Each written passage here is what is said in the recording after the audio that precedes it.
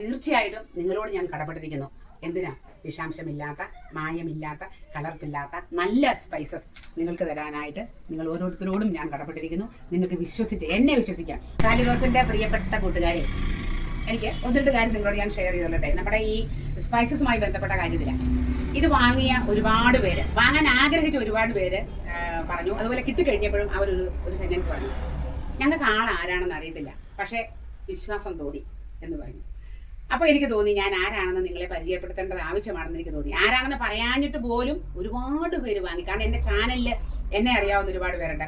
ആദ്യമായിട്ട് കണ്ടിട്ട് വാങ്ങിച്ചു. ഇന്നലെ എന്നോട് ഒരാൾ പറഞ്ഞു, ആദ്യമായിട്ട് കാണുക ഞാൻ ഈ ചാനൽ. എനിക്ക് ആ സംസാരത്തിൽ തന്നെ അത് എത്ര വിശ്വാസ്യമാണെന്ന് എനിക്ക് അനുഭവപ്പെട്ടെന്ന് പറഞ്ഞു. അതുപോലെ തന്നെ പ്രോഡക്റ്റും അത്രയും നല്ലതാണെന്ന് ഒരുപാട് കമൻസ് എനിക്ക് വരുന്നുണ്ട്. അത് പറഞ്ഞും എഴുതും, അല്ലാതെ ടൈപ്പ് ചെയ്തും ആൾക്കാരെ കിട്ടിക്കഴിയുമ്പോൾ എഴുതുന്നുണ്ട്. അങ്ങനെ ഒരു മോശം കമൻറ്റ് പോലും എനിക്ക് വന്നിട്ടില്ല. കാരണം നല്ലതാണ് ഞാൻ കൊടുക്കുന്നത്. അപ്പം ഞാൻ പറഞ്ഞു വന്നത് ഞാൻ ആരാണെന്ന് പറയാം. എൻ്റെ പേര് സാലി റോസ് എന്നാണ് എൻ്റെ ചാനലിൻ്റെ പേര്. ഞാനൊരു റിട്ടയേർഡ് ഹെഡ് മിസ്ട്രസ്സാണ്. നിങ്ങൾക്ക് ഈ ഹൈറേഞ്ചിലുള്ള, എനിക്കൊന്ന് ഹൈറേഞ്ചിൽ നല്ല ഒരുവിധം കട്ടപ്പന ഏരിയയിലൊക്കെയുള്ള എല്ലാവർക്കും അറിയാം. കട്ടപ്പനയിലും മണ്ടൻമേട്ടിലുമായിട്ടായിരുന്നു ഞാൻ സ്കൂളിൽ കൂടുതൽ കാലം ഉണ്ടായിരുന്നത്. മണ്ടൻമേട്ടിൽ നിന്നാണ് ഞാൻ ഹെഡ് മിസ്ട്രസ്സായിട്ട് വിരമിച്ചത്.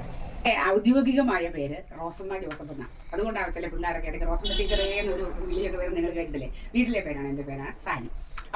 ഏലക്ക സാധാരണ നമ്മൾ ഒരുമിച്ച് എടുത്ത് ഒന്നിച്ച് ബൾക്കായിട്ട് വിറ്റ് നമുക്കത് എന്തെങ്കിലും ഒരു ആവശ്യത്തിന് ഉപയോഗിക്കാവുന്ന. ചില്ലറ കൊടുക്കുന്നതുകൊണ്ട് ഒരു മെച്ചമില്ല. തന്നെ ചിലപ്പോൾ നമ്മൾ പായ്ക്ക് വെച്ചിരിക്കുന്നത് ചില്ലറ എടുത്തു കഴിഞ്ഞാൽ പിന്നെ നമുക്കത് പായ്ക്ക് എയർ കയറുന്നതുകൊണ്ട് ദുഷ്കരമായി മാറാറുണ്ട്.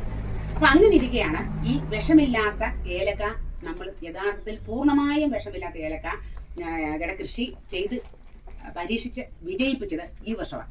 അതായത് ഏലക്കായും കാപ്പിപ്പൊടിയും ഗ്രാമ്പും അതുപോലെ കുരുമുളക്, ഇത് മഞ്ഞൾപ്പൊടി, ഇത് നമ്മളുടെ സ്വന്തമാണ്. 100-110% പൂർണ്ണമായും വിശ്വസിക്കാം. ബാക്കി അല്ലെന്നല്ല ഞാൻ പറയുന്നത്. ബാക്കിക്കകത്ത് ഒരു പ്രത്യേകതയുണ്ട്. നമ്മുടെ കയ്യിൽ തേയിലയുണ്ട്.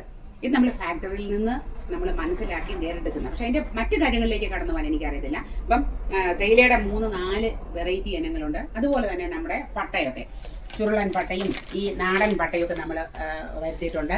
പിന്നെ അതിൻ്റെ കൂട്ടത്തിൽ എക്സ്ട്രായാണ് ഈ തക്കോലം